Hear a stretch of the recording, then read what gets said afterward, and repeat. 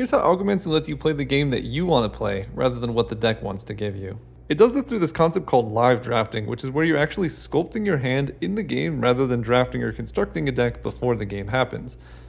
So each player is going to have a pack of 10 cards they're going to have in play face down, and they're also going to have their hand, and this is cards you want to keep or play throughout the game. Now, starting out, your hand's just going to be random, but each turn during the drafting step, you get to combine your hand with the pack of cards and choose a completely new hand of cards. So maybe you're interested in drafting these fire and water cards and you want to go that direction. Maybe you're interested in wood and you want to go mono wood. You get to choose exactly what type of game plan you want to have for that turn. At the end of the drafting stage, you're going to have a hand of cards that you've chosen.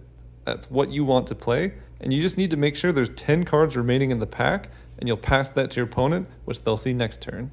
And this drafting phase happens at the beginning of every single turn, so the following turn, you're going to have the pack your opponent passed to you, and you get to draft a completely new hand. You can keep the cards you currently have, trade all of them for new cards, but the interesting thing here is that you get to see the pack your opponent passed to you. So maybe they took all of the fire cards out of their pack, and now you have some insight in that they're playing fire, and maybe you can try and counter them, take good fire cards from the next pack, plan your game plan, and you'll see what options they have going forward. So it's this really dynamic gameplay of what do I want to play, what am I giving my opponent, and what cards do they have access to that I maybe need to play around.